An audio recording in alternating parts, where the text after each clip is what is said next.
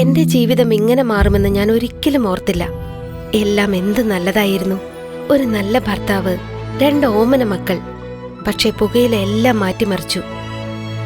ഇനി ഈ പടരുന്ന ക്യാൻസർ എന്റെ മുഖത്ത് നിന്ന് മുറിച്ചു മാറ്റേണ്ടി വരും.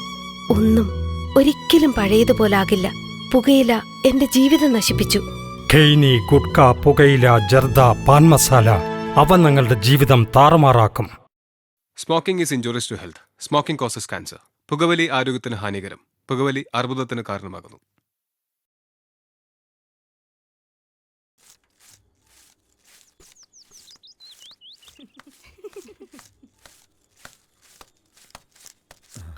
നന്ദുവോ? മോനിരിക്കെ. അമ്മേ, ഞാനിന്ന് വീട് വരെ പോവുക. എന്താ മോനെ വിശേഷിച്ച്? ഒരുപാട് നാളായില്ലേ പോയിട്ട്. പിന്നെ അമ്മ അനിയനെ അവിടെ ഒറ്റയ്ക്കല്ലേ. എന്നാ ശരി മോനെ, പോയിട്ട് വാ. അവരൊക്കെ ഞങ്ങൾ അന്വേഷിച്ചെന്ന് പറയേ. ഉറപ്പായും പറയാം അമ്മേ. ഇന്ന് 11 മണിക്കൊരു ബസ്സുണ്ട്. അരവിന്ദണ്ണനെ ഞാൻ വിളിച്ചിരുന്നു, കിട്ടിയില്ല, സ്വിച്ച് ഓഫാ. ചേട്ടനോട് ഞങ്ങൾ പറഞ്ഞോളാം.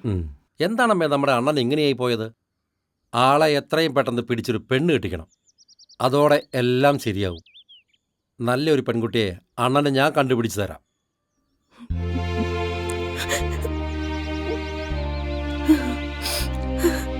എന്താ അമ്മേ, എന്തു പറ്റി?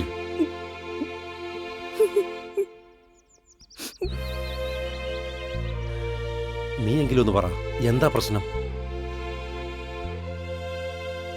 നന്ദുവേട്ടന് അരവിന്ദേട്ടനെ കുറിച്ച് അറിയാത്ത ചില കാര്യങ്ങളുണ്ട്.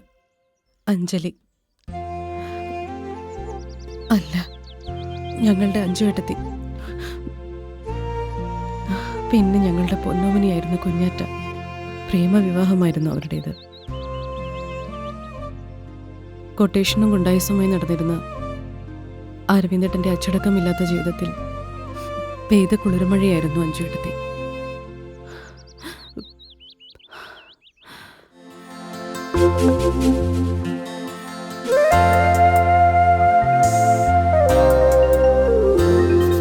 കാണാതിരിക്കാൻ കഴിയാത്ത പോലെ, കാതൂരമിപ്പോഴും കൊഞ്ചുന്ന പോലെ, കാൽച്ചിലമ്പുള്ളിൽ കിലുങ്ങുന്ന പോലെ, കാതരെ നീ എൻ്റെ കൂടെ എപ്പോഴും. എങ്ങോ മറഞ്ഞൊരാ പൂത്താരകം പോൽ പിന്നെയും തെളിയുന്നു നീ എൻ്റെ മുന്നിൽ.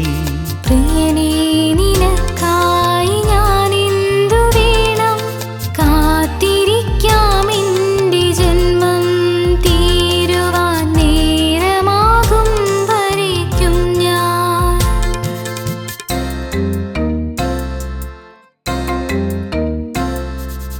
അരളികൾ പൂക്കുന്ന നേരം പുഴയിലെ മീനുകൾ പോലും കൊതിച്ചു.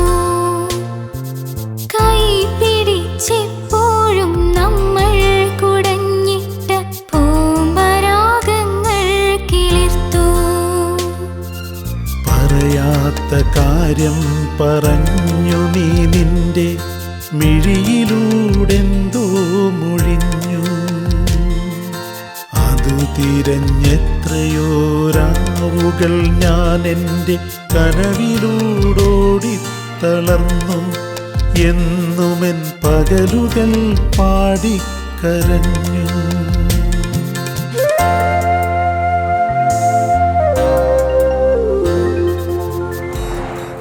ഡേ, ടൂർ പോയാലോ? നമുക്കെന്നാ മൂന്നാറിലേക്ക് പോയാലോ? അച്ഛൻ എനിക്ക് സൈക്കിൾ വാങ്ങിച്ചു തരുമോ? ഡേ കുഞ്ഞു, ഇപ്പൊ സൈക്കിളൊന്നും വേണ്ട, വെറുതെ അതിന് വീഴാനായിട്ട്. കുറച്ച് കഴിയട്ടെ. എന്താ അഞ്ചു, ഇന്ന് അവളുടെ ബർത്ത്ഡേ അല്ലേ, എന്തായാലും ഗിഫ്റ്റ് വാങ്ങണം. എന്നാ പിന്നെ ആ സൈക്കിളിൻ്റെ ആവട്ടെ. മോളെ, നിങ്ങളെന്നെ വിളി, ഞാനെന്താ അത് വാങ്ങിയത്.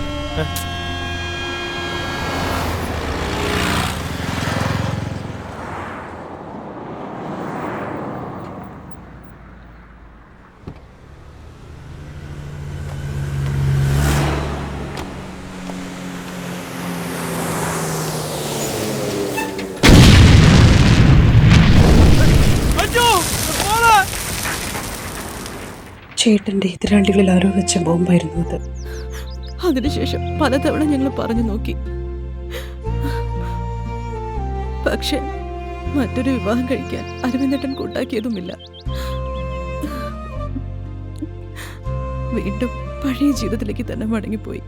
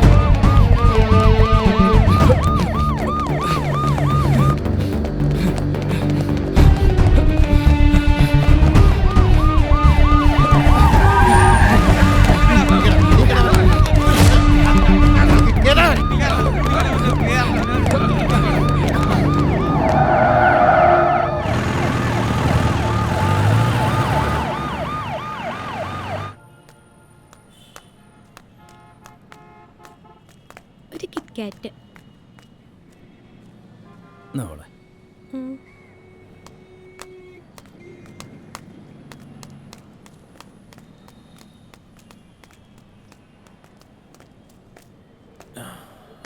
നന്ദു ചേട്ടാ, ഒരു തണുത്ത സോഡ.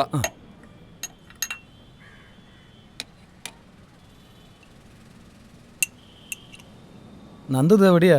നാട്ടിൽ കാണില്ലല്ലോ. ഇവിടെ എങ്ങും ഇല്ല ചേട്ടാ, കുറച്ച് ദൂരെയാ ജോലി. മെച്ചമുണ്ടോ? കുഴപ്പമില്ല, അങ്ങനെ പോന്നു. എത്രയായി? 10 രൂപ.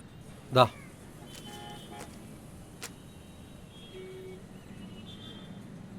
ഇതാ ബാക്കി. വേണ്ട ചേട്ടാ, പിന്നെ മേടിച്ചോളാം. എന്നാ ശരി. ചെറുക്ക രക്ഷപ്പെട്ടെന്നാ തോന്നണേ. ഇനിയെല്ലാം ഞാൻ പറയുന്ന പോലെ ചെയ്താൽ മതി. ഒരു കാരണവശാലും അരവിന്ദൻ പുറം ലോകം കാണരുത്. അതിനുള്ള പണിയൊക്കെ തനിക്ക് അറിയാവല്ലോ. എടോ, തന്നെ ഞാൻ കാണേണ്ടതുപോലെ കണ്ടോളാം. ഓക്കെ. ആരാ സാറേ? ജയിലർ ചന്ദ്രദാസ്, നമ്മുടെ ആളാ. അയാൾക്ക് ആ സെൻട്രൽ ജയിലിന്റെ ചാർജ്. അരവിന്ദനെ അങ്ങോട്ടാണേ കൊണ്ടുപോകുന്നത്. ഇനി അവനുള്ള പണി അയാള് നോക്കിക്കോളൂ. അതിനകത്ത് വെച്ച് തന്നെ അവനെ തീർത്ത് അവിടെ നമ്മുടെ പിള്ളേരുണ്ട് സാറേ. ആരാടാ? Dracula bast 10-14 കൊലക്കേസിലെ പ്രതിയാ. ശരിയാണ് സാറേ, എനിക്കറിയാ. അരവിന്ദനെ കുറക്കാൻ അവൻ ഒരുത്തം മതി. എങ്കിൽ ഇതോടനെ ചന്ദ്രഹാസനെ അറിയിക്കണം. അവൻ പറഞ്ഞ പോലെ ചെയ്യും. അരവിന്ദരെ പുഷ്പം പോലെ. എങ്കിൽ അങ്ങനെ തന്നെ പ്ലാൻ ചെയ്യാം. ഞാൻ ചന്ദ്രദാസിനെ വിളിച്ചോളാം, നിങ്ങൾ പൊക്കോ.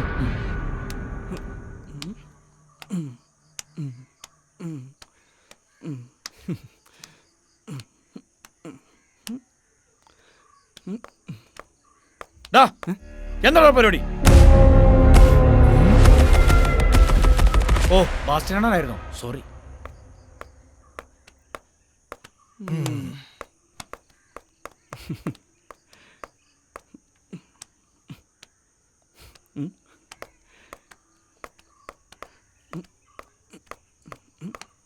ബാസ്റ്റിൻ, നിന്നെ സൂപ്പർ സ്റ്റാർ വിളിക്കുന്നു.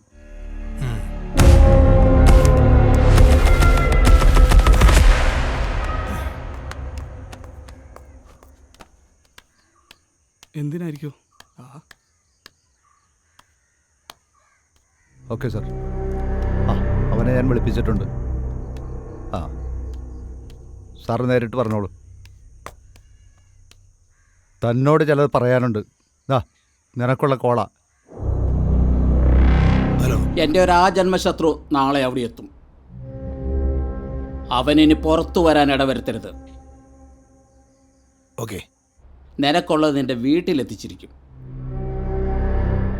അവൻ്റെ കഥ ജയിലിൽ വെച്ച് തന്നെ കഴിഞ്ഞിരിക്കണം.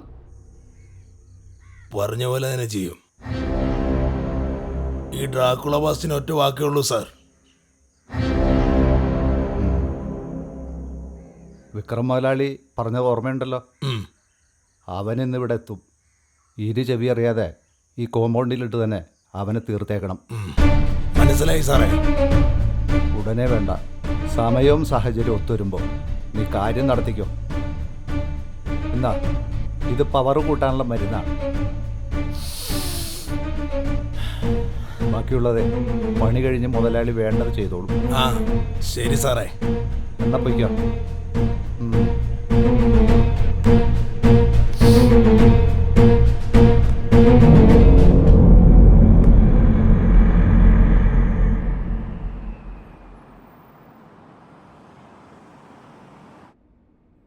കാര്യമൊക്കെ ഞാൻ അറിഞ്ഞു സാറേ.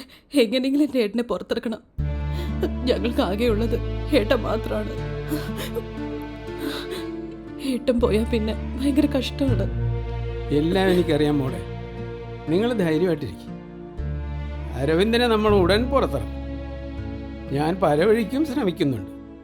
വല്ല അടിപിടിയോ വെട്ടോ കുത്തോ ആയിരുന്നെങ്കിൽ ഞാൻ എങ്ങനെയെങ്കിലും അവനെ പുറത്തിറക്കിയനെ.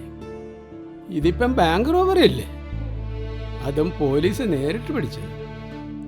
ഇവൻ ഏത് സമയത്താണ് ഈ ബുദ്ധിമോശം കാണിക്കാൻ തോന്നിയത്? കാശിന് ആവശ്യമുണ്ടെങ്കിൽ എന്നോട് എത്ര ചോദിച്ചാലും ഞാൻ കൊടുത്തേനെ. അവനെനിക്ക് അന്യനൊന്നും അല്ലല്ലോ. അശ്വതിയുടെ പഠിത്തമൊക്കെ എന്തായി മോളെ? അവൾ ഫുൾ A+ മേടിച്ച കാര്യങ്ങളൊക്കെ ഞാൻ അറിഞ്ഞു. നല്ല കോളേജിൽ അഡ്മിഷൻ കിട്ടും. പക്ഷേ ഈ സാഹചര്യത്തിൽ എങ്ങനെയാ സാറേ? അല്ലെങ്കിൽ തന്നെ നാട്ടുകാരുടെ പരിഹാസം സഹിക്കാൻ പറ്റുന്നില്ല. ഞങ്ങൾ ഒരു വിധത്തിലാണ് അവിടെ ജീവിക്കുന്നത്. മോനിപ്പോൾ എത്രയിലാ പഠിക്കുന്നത്? ഞാനിപ്പോൾ 9ാം ക്ലാസ്സിലാണ്. നന്നായി പഠിക്കണം കേട്ടോ. മോള് വിഷമിക്കാതെ, എല്ലാം ശരിയാകും. ഞങ്ങളൊക്കെ ഇല്ലേ ഇവിടെ?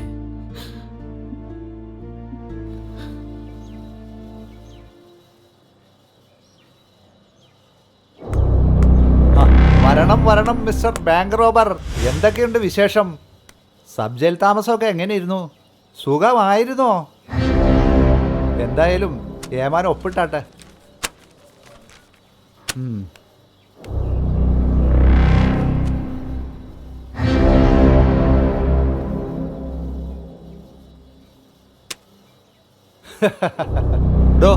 ഇവന് നടയടിയൊക്കെ കൊടുത്തോ? ഇല്ല സാർ. അങ്ങനെ ചില ആചാരങ്ങളൊക്കെ ഇവിടെ ഉണ്ട്, ഒന്നും കാണിച്ചു കൊടുക്കടോ.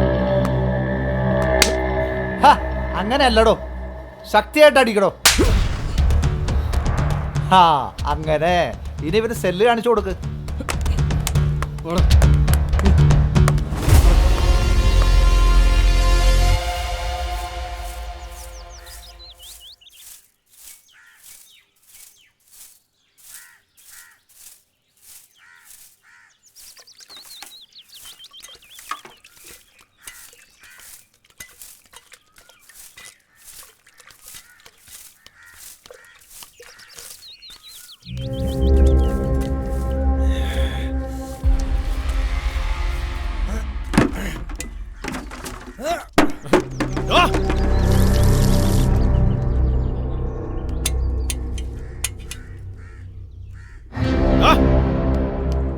നീ എന്താടാ കാണിച്ചത്?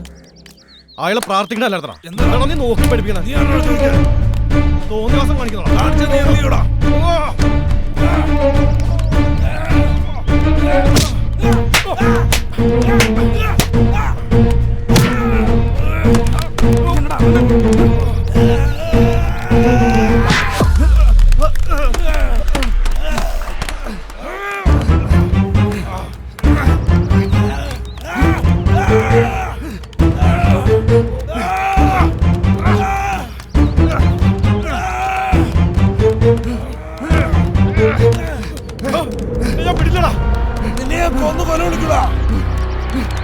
അരവിന്ദൻ എന്നെ കാറിയില്ല.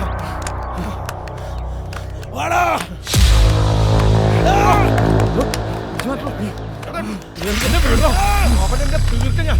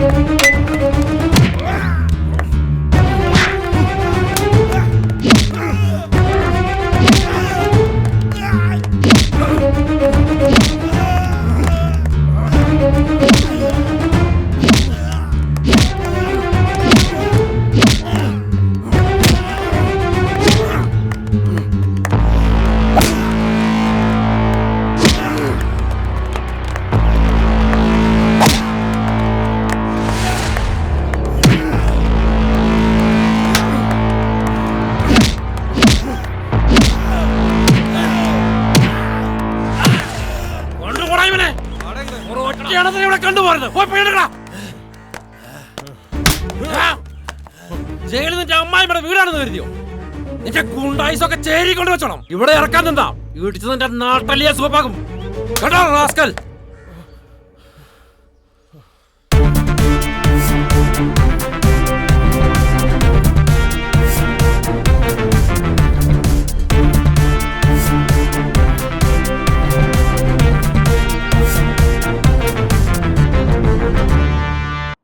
സ്റ്റുപ്പിഡ്. താനെന്താടോ ഡ്രാക്കുളെ മാത്രം തല്ലിയത്? ആ അരവിന്ദനും തെറ്റുകാരനല്ലേ? അവനെ കൈകാര്യം ചെയ്യാൻ പാടില്ലായിരുന്ന. സാർ, ഞാൻ ചെല്ലുമ്പോൾ ഡ്രാക്കുള അവനെ കോടാലി വെച്ച് വെട്ടാൻ തുടങ്ങിയായിരുന്നു. അരവിന്ദിന് ആ സമയം പൂർണ്ണ അവശനായിരുന്നു. എന്തായാലും ഞാൻ അവനെ വാൺ ചെയ്തിട്ടുണ്ട്. തൻ്റെ ഒരു വാണിങ് അത് കേട്ട് അവനിപ്പം മഹാത്മാഗാന്ധിയാവും പോയല്ലേ? എടോ, അവന്മാർ തമ്മിൽ തല്ലി ചാവുകയോ പിക്കാസിന് വെട്ടുകയോ കൊരവള്ളി കണ്ടിക്കുകയോ എന്തെങ്കിലും ചെയ്യട്ടോ. അതിനിടയിൽ കയറി ഇടപെടാൻ താൻ ആരടോ? എൻ്റെ മനസാക്ഷിക്ക് നിരക്കുന്നത് ഞാൻ ചെയ്തിട്ടുള്ളൂ സാർ. അവർ പ്രതികളാണെങ്കിലും മനുഷ്യരല്ലേ? ഓരോ ജീവനും അതിൻ്റേതായ വിലയുണ്ട് സാർ. താൻ എന്താടോ അവന്മാരെ നന്നാക്കാൻ പോവാണോ? താൻ എത്ര സംരക്ഷിച്ചാലും നാളെ വല്ല തെരുവിലോ ഓടയിലോ ചത്തുമലർന്ന് കിടക്കാനുള്ളവനാ അവനൊക്കെ. അങ്ങനെയുള്ളവൻ്റെ ജീവനൊക്കെ എന്ത് വിലയാടോ ഉള്ളത്? ഓരോ ജീവനും വിലയുണ്ട് സാർ. ഇവരെയെല്ലാം കുറ്റവാളികളാക്കുന്നത് അവരുടെ ജീവിത സാഹചര്യമാണ് സാർ. അതിൽ നിന്ന് അവരെ പിന്തിരിപ്പിച്ച് നല്ല വഴിയിലേക്ക് കൊണ്ടുവരാനല്ലേ ഈ ജയിലും സംവിധാനമൊക്കെ. അല്ലാതെ അവരെ പരസ്പരം ആക്രമിക്കാൻ വിട്ടാൽ നമ്മുടെ സാമൂഹ്യ സ്ഥിതി എന്താവും? നാളെ അവരുടെ വരും തലമുറയും ഇത് തന്നെ ആവർത്തിക്കില്ലേ? കുറ്റവാളികളുടെ സുരക്ഷയും അവരെ നേർവഴിക്ക് നയിക്കേണ്ടതും നമ്മുടെ ഉത്തരവാദിത്തമല്ലേ? അല്ലെങ്കിൽ പിന്നെ ഞാനും സാറും ഒക്കെ യൂണിഫോം ഇട്ടിരിക്കുന്നത് എന്തിനാ? ഡോ താനങ്ങ് കത്തി കയറാനല്ലോടോ. തുടക്കത്തിലെ ഈ ആവശ്യം എല്ലാവർക്കും ഉള്ളതാ. അത് പതിയെ മാറിക്കോളും. എടോ, തന്നെക്കാളും ഒരുപാട് ജയിലും പ്രതികളെയും കണ്ടിട്ടുള്ളവനായി ഞാൻ. അതുകൊണ്ട് പറയാ, ഇവനൊന്നും ഒരിക്കലും നന്നാവാൻ പോണില്ലടോ. ഇങ്ങനെ ചിലവന്മാരുള്ളത് കൊണ്ടല്ലേ നമ്മളൊക്കെ ഈ ജോലി എടുത്ത് ജീവിക്കുന്നത്. അനിയ, അനുഭവത്തിന്റെ വെളിച്ചത്തിൽ പറയാ, തൻ്റെ സ്വഭാവം ഇതാണല്ലേ താൻ ഈ കേരളം മുഴുവൻ അങ്ങോട്ടും ഇങ്ങോട്ടും കറങ്ങിക്കൊണ്ടിരിക്കും. ചിലപ്പോ വീട്ടിലിരിക്കേണ്ടിയും വരും. എത്ര കാലം ജോലി ചെയ്താലും എവിടെ ജോലി ചെയ്താലും ഞാൻ ഇട്ടിരിക്കുന്ന യൂണിഫോമിനോട് നീതി പുലർത്താൻ കഴിയുന്നിടത്തോളം ഞാൻ പരിപൂർണ്ണ സംതൃപ്തനാണ് സാർ. തൻ്റെ വിശ്വാസം തന്നെ രക്ഷിക്കട്ടെ. അത് വിട്. ആ അരവിന്ദൻ്റെ കാര്യത്തിൽ ഇന്നു മുതൽ കൂടുതൽ ശ്രദ്ധയുണ്ടാവണം. Yes sir. ആ ഡ്രാക്കുളയേക്കാൾ കുഴപ്പക്കാരനാണ് അവൻ. നിസ്സാര വകുപ്പൊന്നുമല്ല. സെക്ഷൻ 390 ബാങ്ക് റോബറി, പിന്നെ കൊട്ടേഷൻ, കത്തിക്കുത്ത്, അങ്ങനെ ബഹുമതികൾ ഏറെ ഉണ്ട് അവന്. അതുകൊണ്ട് അവൻ്റെ മേലൊരു കണ്ണ് വേണം. Sure sir. Okay, you can go. Okay sir.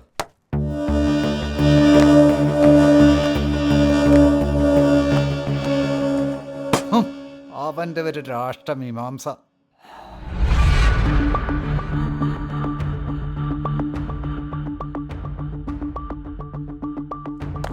Hello sir. നിങ്ങയൊക്കെ എന്ത് പൊളുത്താനാടോ അവിടെ ഇരിക്കുന്നേ? ഒരു ജയിലറേമാൻ. അത് സാറ്, താനും ആ ട്രാക്കുള് നിങ്ങ രണ്ടുപേരുണ്ടായിട്ട് അവന്റെ രോമത്തെ തൊടാൻ പറ്റുള്ളൂ. എന്താടോ മിണ്ടാത്തെ? ഏതാടോ ആ വന്നവൻ? അരവിന്ദന്റെ രക്ഷകൻ. സാർ, അത് പുതിയ പ്രസന്ന ഓഫീസറാണ്, നന്ദകുമാർ. അടിപിടി കണ്ടപ്പോ ഇടപെട്ടതേ ഉള്ളൂ. എന്നിട്ട് അവൻ ആ ട്രാക്കുളെ അടിച്ചു സൂപ്പാക്കിന്നാണല്ലോ കേട്ടെ. സാർ, അത് അയാൾ വന്നപ്പോൾ ആ ട്രാക്കുളയും കൂട്ടരും അരവിന്ദനെ കൊല്ലാൻ ശ്രമിക്കുന്നതാണ് കണ്ടത്. അത് തടയാൻ വേണ്ടി കൈകാര്യം ചെയ്തതാണ്, ഡ്യൂട്ടിയുടെ ഭാഗമായി. പിന്നെ അരവിന്ദനെ അയാൾ വാൺ ചെയ്തിട്ടുണ്ട് സാർ. ഏത് നാശം പിടിക്കണ നേരത്താണോ ഇങ്ങനൊരു വധൂരി അവിടെ വന്ന് കയറിയ? എടോ, ആ വന്നോന്റെ കാര്യം അവിടെ നിൽക്കട്ടെ. അവനെ എനിക്കൊരു പ്രശ്നമൊന്നുമല്ല. ഇനി ഇങ്ങനൊരു അബദ്ധം ഉണ്ടാകാൻ പാടില്ല. എത്രയും പെട്ടെന്ന് അവനെ പൂട്ടാനുള്ള പ്ലാൻ തയ്യാറാക്കണം. അല്ലേ തന്നെ മാറ്റി വേറെ ആമ്പിള്ളേരെ പണിയേൽപ്പിക്കാൻ ഈ വിക്രമൻ അറിയാൻ കേട്ടോ. ഇല്ല സാർ, എത്രയും പെട്ടെന്ന് അടുത്ത പ്ലാൻ റെഡിയാക്കാം സാർ. എന്നാ തനിക്ക് കൊള്ളാം. Okay sir.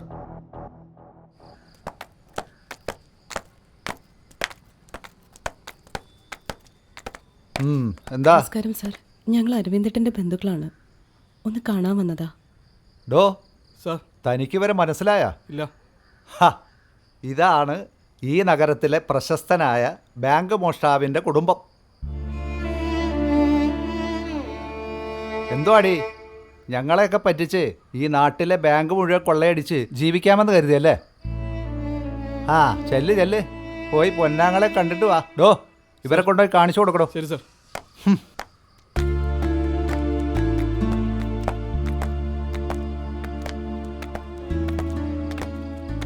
നിങ്ങളതൊന്നും കാര്യമാക്കണ്ട.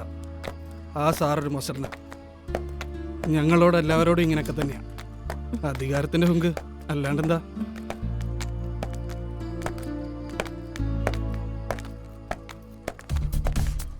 സാർ, അത് നന്ദു അല്ലേ? അതെ, നന്ദകുമാർ സാർ. പുതിയ ചാർജ് എടുത്ത ഓഫീസറാണ്. നിങ്ങളറിയോ?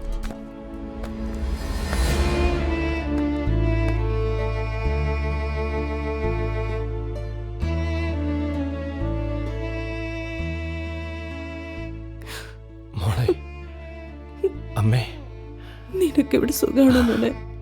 ഇവിടെ കുഴപ്പമൊന്നുമില്ല അമ്മേ.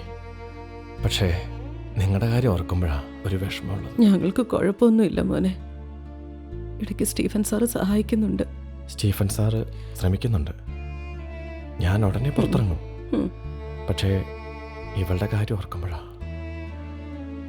എവിടെ ചെന്നാലും ആൾക്കാരുടെ പരിഹാസവും കുത്തുവാക്കളും സഹിക്കാൻ പറ്റാതായി മോനെ. എല്ലാം ശരിയാകുമേ. നീ ഇതൊന്നും കാര്യമാക്കരുത്. മുന്നോട്ട് പഠിക്കാനുള്ള കാര്യങ്ങൾ ശരിയാക്കണം. എല്ലാം സ്റ്റീഫൻ സാർ നോക്കിയോളൂ. മോനെ, നമ്മുടെ നന്ദു ഇവിടെ? അവനിവിടെ പ്രിസൺ ഓഫീസറാണമ്മേ. ഇപ്പോൾ പഴയ ആളൊന്നുമല്ല. ഓഫീസറായപ്പോൾ എല്ലാം മറന്നു. ഞങ്ങളെ കണ്ടിട്ട് ഒരു പരിചയവും കാണിച്ചില്ലേട്ടാ. ചില ആളുകൾ അങ്ങനെ മോളെ, സ്ഥാനമാനങ്ങൾ വരുമ്പോൾ ബന്ധങ്ങളൊക്കെ മറക്കും. എന്നാ ഞാൻ പോട്ടെ അമ്മേ. മോളെ പോട്ടെ.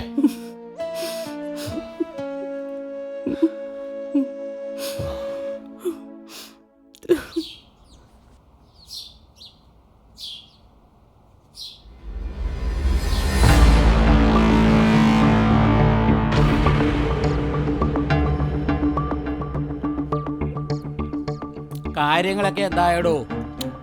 പുതിയ പദ്ധതികൾ വല്ലതും റെഡിയാക്കിയോ താൻ? പല വഴികളും ഞാൻ ആലോചിക്കുന്നുണ്ട്. പക്ഷേ എന്താണ് ഒരു പക്ഷേ? അതിനുള്ളിൽ വെച്ച് അവനെ തീർക്കാന്ന് പറയുന്നത് ഇനി അത്ര എളുപ്പമുള്ള കാര്യമല്ല. അതെന്താടോ? ആ പുതിയ officer Nandu, he is A straight officer. എല്ലാം ഇപ്പോൾ അവൻ്റെ മേൽനോട്ടത്തിലാണ്. ഒരു കുറുക്കോഴികൾ നടക്കില്ല. തനിക്ക് അവനെ പറഞ്ഞൊന്ന് അടക്കി നിർത്തിക്കൂടെടോ? പഴയ ഫ്യൂഡലിസ്റ്റ് കാലമൊക്കെ പോയി സാറേ. ഇപ്പം എല്ലാം വിരൽത്തുമ്പിലാ. എനിക്കെതിരെ മുകളിലേക്ക് ഒരു റിപ്പോർട്ട് പോയാലേ അപ്പം തീർന്നു. ഓ, അപ്പൊ ഇത് പറയാനാണോ ഇയാൾ ഇത്രയും ദൂരം വണ്ടി ഓടിച്ചിഞ്ഞ് വന്നത്?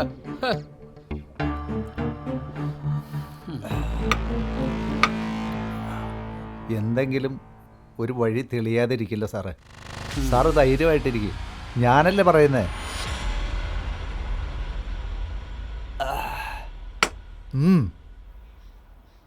എടാ, ഇത് അങ്ങനെയല്ല ഇതിൻ്റെ ഒരു ഏർപ്പാട്. ഞാൻ ഒന്നാമത് ഇത് എത്ര കണ്ടാന്നറിയോ? നമ്മൾ അന്നത്തെ ആ രാത്രി എന്ന് പറഞ്ഞു കഴിഞ്ഞാൽ നോക്കൂ, ആലോചിച്ച് നോക്ക്, എന്ത് ചെയ്യാൻ പറ്റും? നിങ്ങൾ വളരെ നൈസായിട്ടങ്ങ് ഇറങ്ങി അങ്ങ് കയറിപ്പോയി. ചേട്ടൻ ഇതൊന്നും പറഞ്ഞാൽ മനസ്സിലാവില്ല.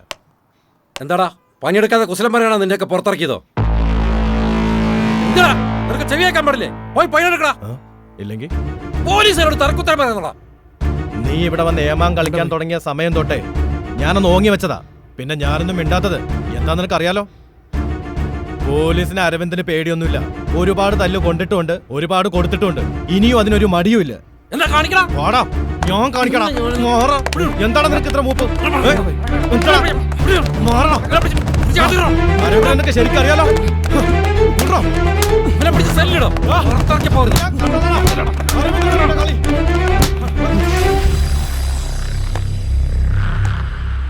എല്ലാം നമ്മുടെ പ്ലാൻ പ്രകാരം നടക്കും സാർ.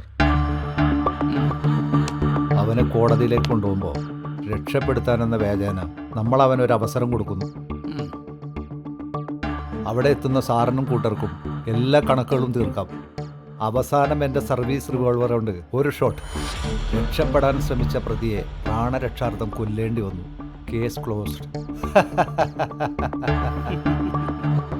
എല്ലാം വളരെ ശ്രദ്ധിച്ചു വേണം. അവന്റെ മരണവെപ്രാളം എനിക്ക് കണ്ട് ആസ്വദിക്കണം. ശരി. ഹലോ, നന്ദ സാറല്ലേ? അതെ, ഞാൻ കോൺസ്റ്റബിൾ ഹരിയാണ് സാർ. പറയൂ സാർ. അരവിന്ദനെ ഇന്ന് കോടതിയിലേക്ക് കൊണ്ടുപോകും. പക്ഷെ അയാളെ കോടതിയിലേക്കല്ല, കൊല്ലാനാണ് കൊണ്ടുവന്നത് സാർ. താനെങ്ങനെ അറിഞ്ഞു? പോകുന്ന വഴിയിൽ അയാളെ കൊല്ലാനുള്ള പ്ലാൻ ചന്ദ്രദാസ് സാർ ഫോണിൽ ആരോട് പറയുന്നത് ഞാൻ കേട്ടു സാർ. അവർ പുറപ്പെട്ടോ? ഇല്ല സാർ, 10 മിനിറ്റിനുള്ളിൽ പുറപ്പെടും. Okay sir. Okay okay.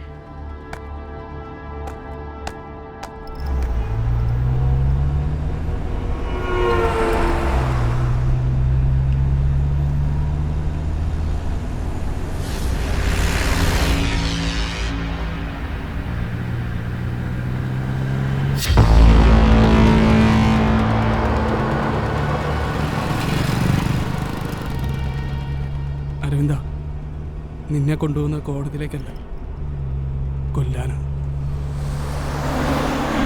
പേടിക്കണ്ട, ഞാൻ നിന്നെ സഹായിക്കാം.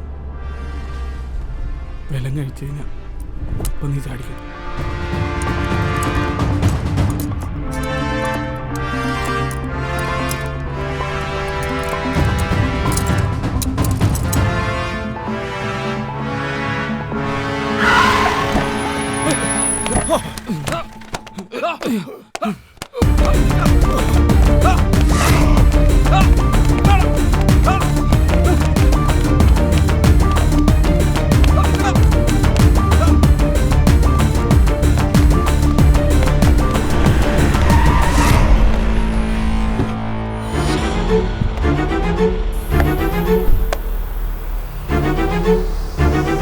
ഈ ഒരു അവസരത്തിന് വേണ്ടിയാടാ ഞങ്ങൾ ഇത്ര നാൾ കാത്തിരുന്നത്. നിന്റെ ആയുസിന്റെ കണക്ക് പുസ്തകം എന്റെ കയ്യിലാടാ റാസ്കൽ.